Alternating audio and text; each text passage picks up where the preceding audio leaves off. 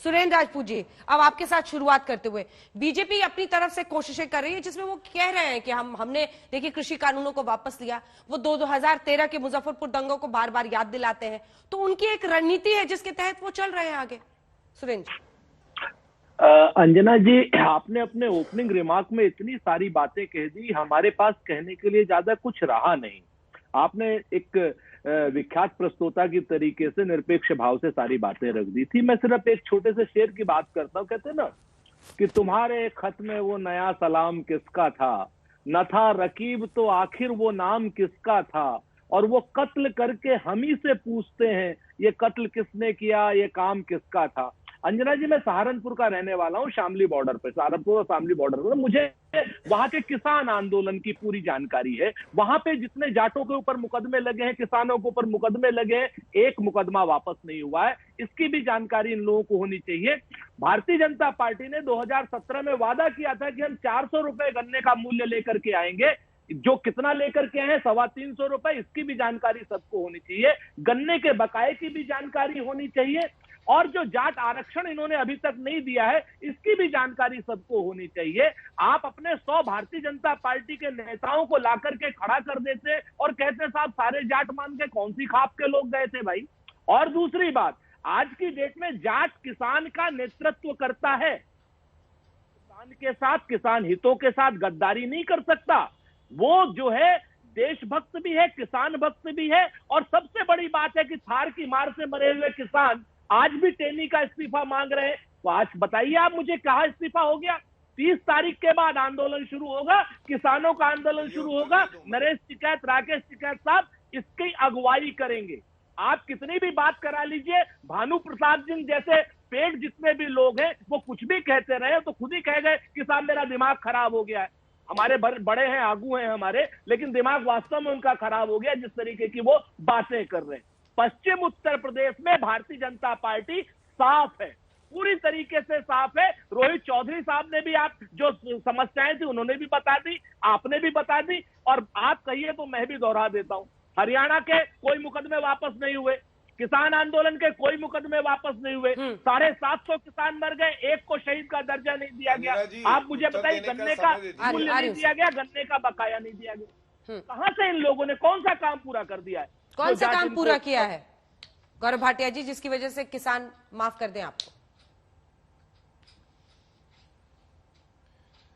देखिए, कांग्रेस पार्टी पे ज्यादा समय नष्ट नहीं करूंगा क्योंकि लोगों ने ही इस पार्टी को नष्ट कर दिया। ये पश्चिम उत्तर प्रदेश की बात कर रहे थे, मैं कह रहा हूँ पूरे उत्तर प्रदेश में आप साफ हो चुके हैं। अगर एक सीट आ जाए बहुत बड़ी बात है। और प्रियंका वाड्रा गांधी को फिर से कहूंगा, प्लीज बीच में मत बोले, प्लीज बीच में मत बोले। आप इस तरीके के अंजना जी अभी किसी को पागल बुला रहे थे, वृद्ध आदमी को जिसका सम्मान करना चाहिए, वो भाषा ठीक थी। चलिए अंजना जी, आप इनको चुप कराइए तो मैं अपनी बात पूरी करूं। सुरेंद्र जी, मैं जवाब ले लूंगी आपसे, प्लीज सर। इशू पर आइए, किसानों की आपने कौन सी मांगे पूरी कर दी है? तीनों कृषि कानून की वापसी के अलावा जो सवाल है वो बने हुए हैं ना सर। क्या उनकी केसेस वापसी हुई है? क्या जो अन्य मांगे थी उनके एमएसपी कानून को लेकर कमेटी कहां बनी है? जी प्लीज प्लीज अंजना जी, सबसे पहले तो ये आंकड़े दे रहा हूं, चुनौती के साथ दे रहा हूं। सपा के प्रवक्ता के पास जब जाइएगा तो पूछ लीजिएगा। 36,000 करोड़ रुपए उत्तर प्रदेश के 86 लाख किसान लाभार्थी हैं, माफ किया गया कर्जा, सपा ने शून्य किया था। दूसरा, 2 करोड़ 55 लाख किसानों को 6,000 रुपए सालाना उत्तर प्रदेश में हमने किया। इन्होंने कितना किया? रोहित जी से मैं एक ही बात कहूंगा, रोहित जी मैं ये वादा जरूर कर सकता हूं, अगर आप नाराज हैं आप तो मैं मनाने का हुनर जानता हूं, मनाऊंगा आपको। लेकिन एक बात बताइए, जो महिलाओं की अस्मिता के साथ खिलवाड़ कर रहे थे लोग, जेल में भेजा जाना था, और जो आरोपी थे मौलाना नजीर, उनको अखिलेश यादव चार्टर प्लेन भेजते थे। आप चाहते हैं ऐसा दौर कभी लौटे? दूसरी बात, जिन्ना जिन्ना करने वालों के साथ जाट होगा। जाट तो राष्ट्रवादी है, जाट तो उनके साथ होगा। जो भुगतान गन्ने का बकाया था सपा सरकार में, वो भी किया। और 1.5 लाख करोड़ रुपए का भुगतान, 1.5 लाख करोड़ रुपए का भुगतान योगी जी ने किया। और तीसरी बात, पलायन एक बहुत बड़ा मुद्दा था। जो नाहिद हसन है, इनको उम्मीदवार बनाया है। ये पलायन करवाते थे, आज वो परिवार वापस अपने घर में आ गए हैं। रोहित जी, ये बात मैं जिम्मेदारी से कह सकता हूं, भारतीय जनता पार्टी की सरकार रहेगी, जाट स्वाभिमानी है, उसके स्वाभिमान पे ठेस नहीं पहुंचेगी। वरना अखिलेश यादव में इतनी हिम्मत रही है कि जाट के नेताओं से मिलने, उनको लगता है मुसलमान वोट खिसक जाएगा। ये आपका सम्मान करते हैं, ये बात याद रखिएगा। और सबसे ज्यादा प्रत्याशियों को टिकट दिया है तो भारतीय जनता पार्टी ने दिया है। जाट समाज के 18 प्रत्याशी हैं। इसके बाद मुझे मलूक जी के पास जाना है, लेकिन रोहित जी एक जवाब दे दीजिए।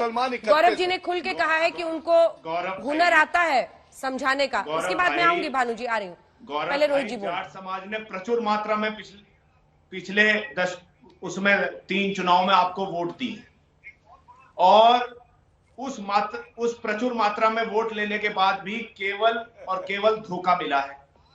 आप बात कर रहे हो जिन्ना की, हम कह रहे हैं गन्ने की बात, आप कह रहे हो हमने इतना भुगतान किया।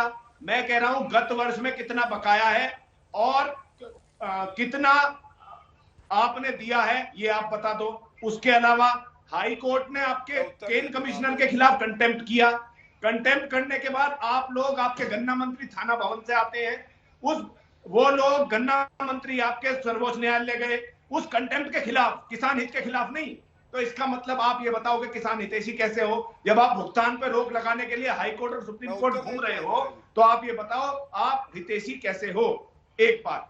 दूसरी बात, आप बात करते हो जाट स्वाभिमानी कौम है, अपनी लड़ाई लड़नी जानती है। 2013 का दंगा एक षड्यंत्र था, परपंच था, जिसमें हमारी जाति फंसी। हमें दुख है कि हमें भाईचारा खराब हुआ, लेकिन ठीक भी हमने किया, कानूनी लड़ाई भी हमने लड़ी। आपने कोई लड़ाई नहीं लड़ी। आपके तत्कालीन प्रदेश अध्यक्ष ने कहा था ये जाट मुस्लिम दंगा है, जब आपने हमें हिंदू नहीं बताया था। गौरव भाई, आप जैसे बुद्धिजीवी लोगों के साथ सानिध्य में रह के हम भी थोड़ा थोड़ा सीखने का प्रयास कर रहे हैं। मेरा आपसे निवेदन है कि आप उस बातों पे जाओ। आपने वादा किया आरक्षण का, विमुख हो गए। आपने हरियाणा में गोलियां चलवाई, आप विमुख हो गए। किसान आंदोलन में आपने लगातार दमन और शोषण किया। जो लोग किसान आंदोलन में अग्रणी भूमिका निभाई, उनके खिलाफ मुकदमे हुए।